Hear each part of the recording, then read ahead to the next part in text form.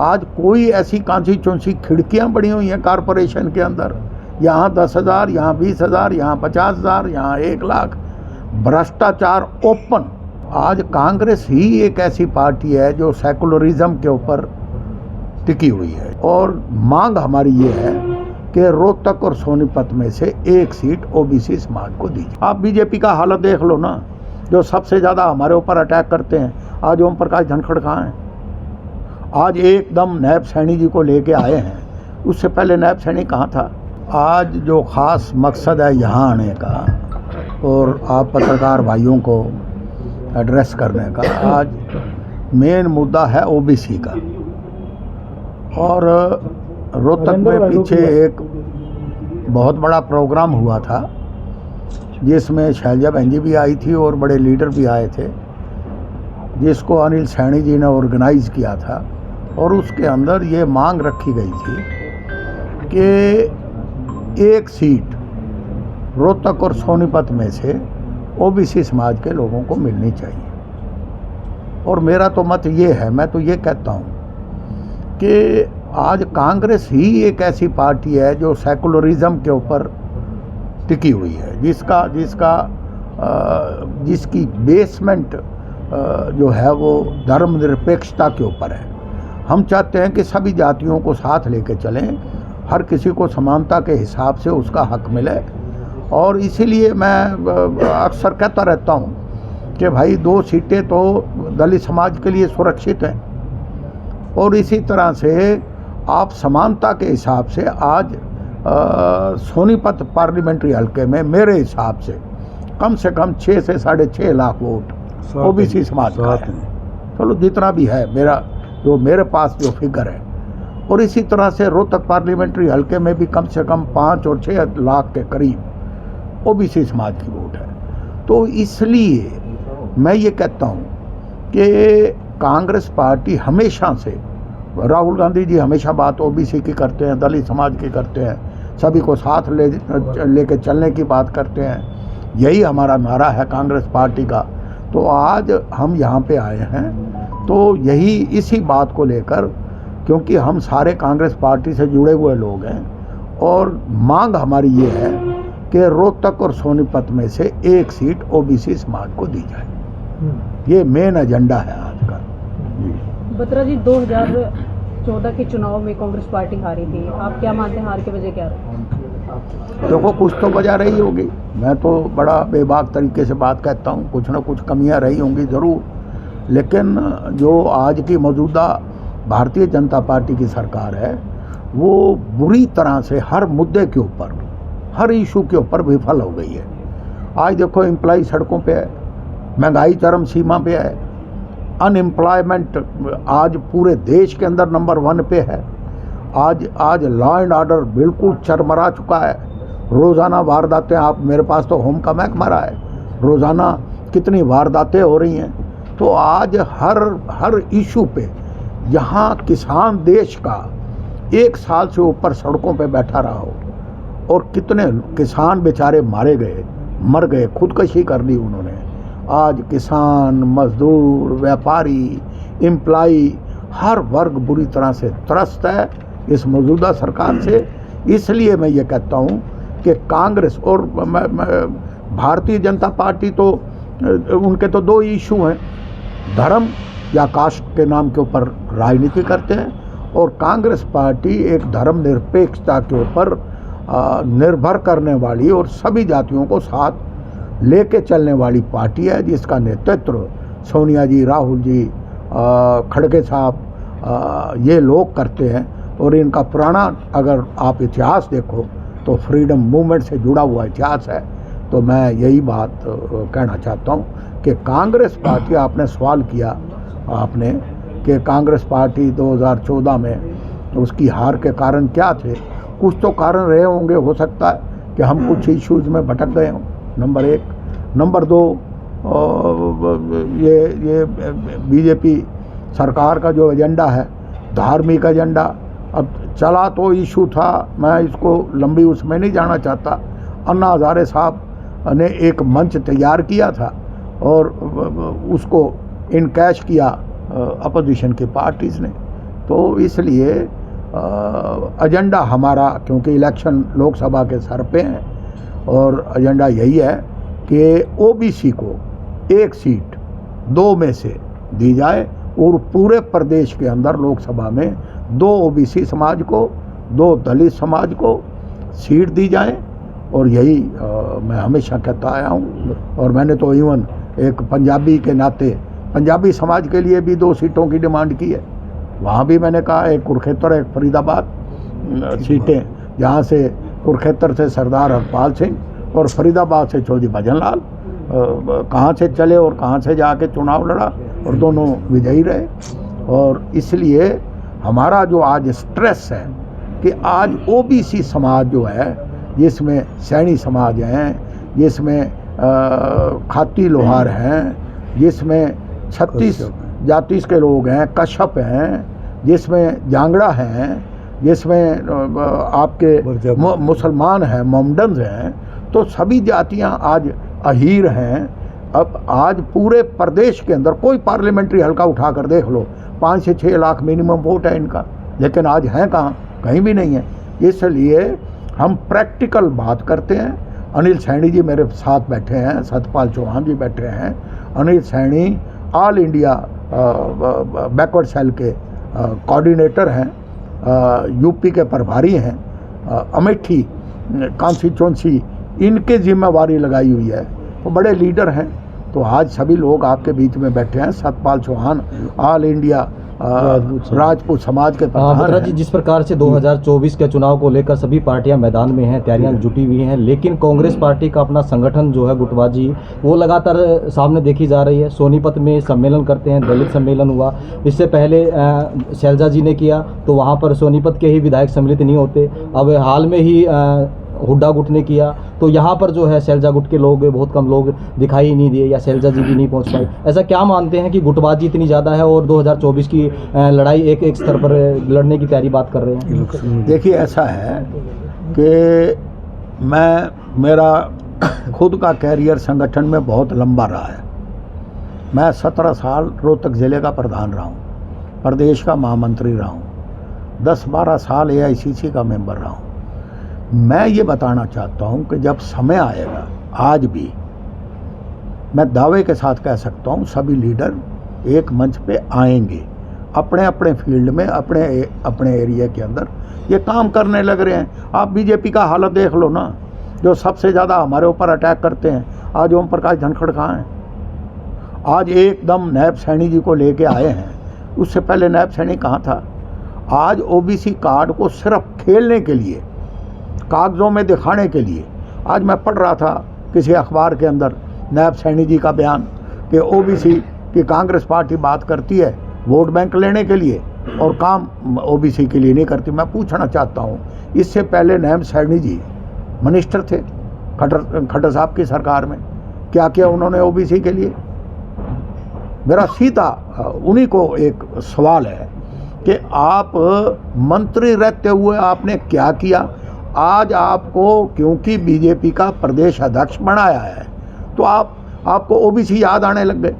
तो मेरे कहने का मतलब ये है कि आज ओम प्रकाश धनखड़ बनाए थे, वो जगह जगह घूम रहे थे, 1 मिनट नहीं लगा उनकी छुट्टी कर दी, सिर्फ एक कार्ड खेलने के लिए। हमारी जहाँ तक बात है, आप देख लेना आने वाले समय के अंदर कांग्रेस पार्टी थम्पिंग मेजॉरिटी के साथ सत्ता में आएगी। सारे लीडर एक मंच पे आएंगे और कोई किसी किस्म की कोई गुटबंदी नहीं है। राहुल जी, सोनिया जी, प्रियंका जी, खड़गे साहब, ये सारे अब शैलजा जी पद यात्रा करने जा रही हैं 1 जनवरी से। कहाँ से शुरू करेंगी अभी प्रोग्राम आपके सामने आ जाएगा।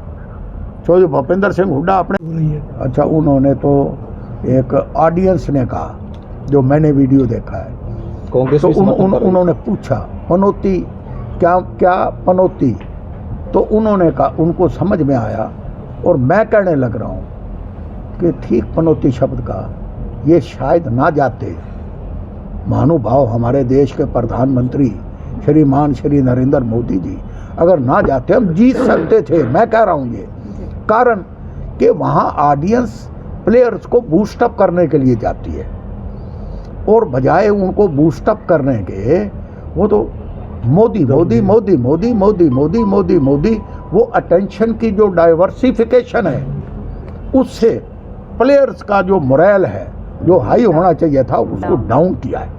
तो मुझे याद है फुटबॉल का मैच था जर्मनी के अंदर और हिटलर तानाशाह था, वो उस मैच को देखने के लिए चले गए और जो प्लेयर्स से उनको ये एक शंका खाई जा रही थी कि अगर कोई थोड़ा सा भी फाउल हो गया तो ये तानाशाह कहीं हमें मरवा ना दे। वो उनके अंदर की जो कॉन्शियस थी वो पूरी तरह से नहीं खेल पाए और जब वो फुटबॉल का मैच जर्मनी हार गया तो हिटलर ने ये लिखा अपनी किताब में कि मुझे बिल्कुल नहीं जाना चाहिए था, अगर मैं उस मैच को देखने ना जाता तो हो सकता जर्मनी जीत जाता। और मैं अब दावे के साथ कहता हूँ कि अगर मोदी साहब मैच देख, वो तो ड्रेसिंग रूम में भी चले गए जहाँ रूल्स के मुताबिक वहाँ जा नहीं सकते आप, तो it is just a show off. ये तो सिवाय रोज़ाना, अब मैं तो ये भी मैंने कहा है पिछली प्रेस कॉन्फ्रेंस में, जितनी ऐड राजस्थान में 2000 की मीटिंग को एड्रेस कर रहे हैं मनोहर लाल जी खट्टर और उसकी ऐड दे रहे हैं हरियाणा में, वो पैसा कहाँ से जा रहा है, इसकी भी जांच होनी चाहिए। रोज़ाना जो पेपर भरे हुए आ रहे हैं जिसके अंदर खट्टर साहब की, अरे देख ली फोटो आपकी, देख ली सारा प्रदेश देखने लग रहा, अब तो कम से कम हाथ जुड़वा लो, लोगों का पैसा क्यों फूक रहे हो आप। तो ये चीज़ें आप लोग बड़े जागरूक हैं, आने वाले समय के अंदर आप देखना कांग्रेस हरियाणा में भी सरकार बनाएगी, देश में भी कांग्रेस सत्ता में आएगी और 5 स्टेटों में 5 के अंदर कांग्रेस विल स्वीप द पोल। एक आखिरी सवाल, 2024 की लीडरशिप क्या भूपेंद्र सिंह हुड्डा के कंधों पर रखकर की जाएगी या शैलजा के कंधों पर, ये क्या मानते हैं? ये फैसला पार्टी हाईकमांड का है, ये फैसला राहुल जी का है, ये सोनिया जी का है, ये खड़गे साहब का है, ये फैसला उनका है। इसके अंदर ना तो मैं हूँ, ना कोई और है, ना कोई अपने आप को कुछ प्रोजेक्ट कर रहा हो, ना वो है, जो पार्टी चाहेगी वही होगा। ठीक है, धन्यवाद आप साहब।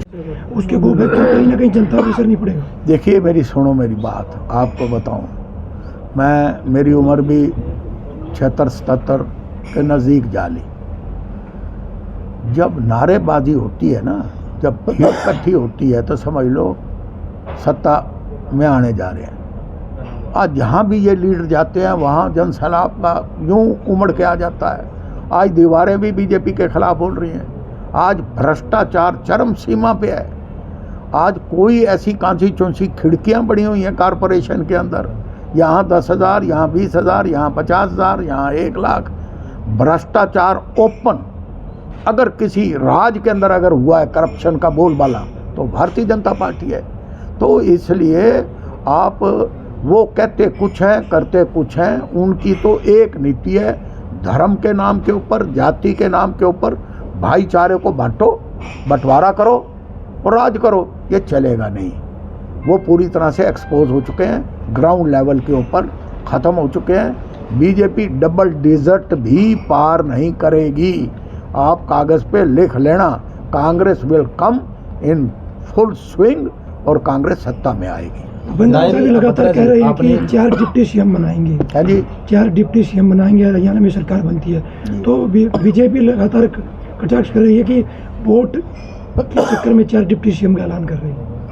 देखिए डिप्टी सीएम तो बनाएंगे दिल्ली वाले बैठ के, राहुल जी बनाएंगे। हमारी तो पार्टी हाईकमांड ही फैसले करती है। अब रही बीजेपी की बात, कल मैं इन्हीं के लीडरों का बयान पढ़ रहा था, हम भी बनाएंगे, ये भी बयान देने लग रहे हैं। तो बयान देने में क्या है, सुनो बयान अब मैंने इन्हीं डिप्टी सीएम के नाम के ऊपर मैंने भी बयान दिया था। मैंने कहा भाई हमें सामान्य जाति में क्यों रखते हो, हैं? कहो कि पंजाबी भी एक डिप्टी चीफ मिनिस्टर बनेगा। तो जो जिसके जी में आता है वो कह देता है। तो अगर कहा है तो अच्छी बात है। बत्रा जी, लेकिन जैसे हुड्डा साहब यहाँ घोषणाएं कर रही हैं चुनाव से पहले ही, उन्होंने कई घोषणाएं की हैं।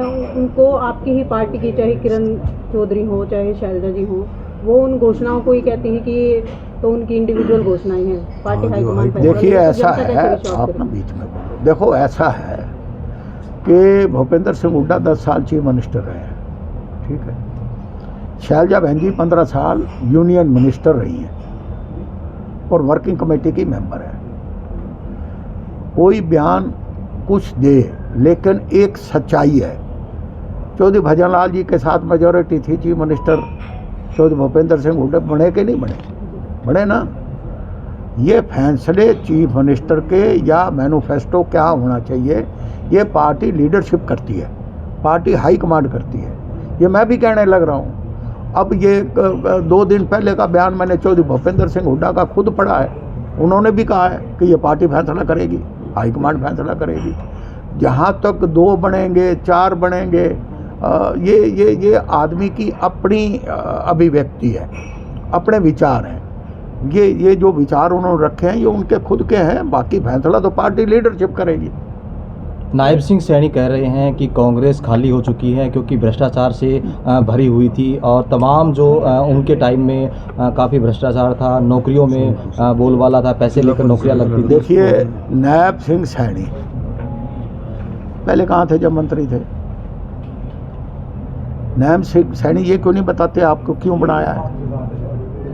मैं आपके माध्यम से एक सवाल उन्हीं से पूछना चाहता हूँ, आपको क्यों बनाया है? आपके क्या सुराग के पंख लग गए कि जो आपको ही चुना उन्होंने? इसलिए चुना ना, ओबीसी कार्ड खेलने के लिए। नायब सिंह सैनी जब पहले मंत्री थे उन्होंने क्या किया ओबीसी के लिए? पहले बयान नहीं देते थे। पहले तो एक ही चीज़ थी, मुख्यमंत्री मनोहर लाल जी खट्टर। आज एक बीजेपी एक सेंट्रलाइज्ड पार्टी बन चुकी है। आज मंत्रियों की कोई पोजीशन नहीं है। आप अनिल भाई साहब को देख लो और चीफ मिनिस्टर को देख लो, रोज़ाना इनकी स्टेटमेंट्स, कभी हेल्थ के ऊपर, कभी होम के ऊपर। सिर्फ एक ही बात अनिल भाई साहब कहते हैं, मैं गब्बर सिंह हूँ। मैं हमेशा कहता हूँ कि इन्होंने कभी गब्बर सिंह का किरदार देखा? गब्बर सिंह का किरदार क्या था? आज कभी सीआईडी के इशू पे, आज एसपीज़ की फाइलें 4-4 महीने से लंबित पड़ी हैं होम मिनिस्ट्री के पास, होम सेक्रेटरी के पास। तो आप इनका किरदार देखिए। कांग्रेस पार्टी एक डिसिप्लिन्ड पार्टी है। कांग्रेस का रूल भी आपने देखा है और बीजेपी का रूल भी आपने देखा है। इनके अंदर, हमारे अंदर इनके साथ कोई समानता नहीं है। ये तो भ्रष्टाचार से लिप्त हैं, कहते हैं अपने आप को ऑनेस्ट। आज कानून व्यवस्था बिल्कुल ख़त्म है, चौपट है। आज ड्रग्स का सेवन, आज जितने बेरोजगार जो युवक हैं, आज जितने बेरोजगार युवक हैं, आज पार्कों में बैठ के ड्रग्स का सेवन कर रहे हैं। आज ड्रग्स की तस्करी हो रही है पंजाब के पैटर्न के ऊपर। आज बेरोजगारी चरम सीमा पे है, नंबर 1 है पूरे प्रदेश के अंदर। आज व्यापारी बेहद तंग है। आप किसी शोरूम में चले जाओ, बाहर निकलिए, सारी मार्केट आपके बुलबुल के साथ लगते शोरूम और दुकानें हैं। जीएसटी का फरा लेके बैठे होंगे। उनकी सेल तो कोई बाजार में खरीदार तो है नहीं, लेकिन वो जीएसटी आज सबसे ज़्यादा अगर जीएसटी है तो वो हरियाणा में है। आज व्यापारी दुखी, आज कर्मचारी दुखी, आज किसान दुखी, आज रोज़ लाठीचार्ज हो रही है, आज रोज़गार नहीं है। आज अच्छा, निवेश की बात करते हैं। मैंने अब रोहतक में पीछे प्रेस कॉन्फ्रेंस की थी, 75% आरक्षण नए उद्योगों को। मैं पूछना चाहता हूँ, कोई उद्योग एक तो गिना दो जो दुष्यंत चौटाला के पास या इस मुख्यमंत्री के आने के बाद 9 सालों में एक बड़ा उद्योग बता दो जो यहाँ पर आया हो। तो फिर 75% आरक्षण कहाँ गया? वो भी ख़त्म। नौकरी तभी लगेगी ना कोई उद्योग आएगा तो। और जो बड़े उद्योग थे वो बंद पड़े हैं।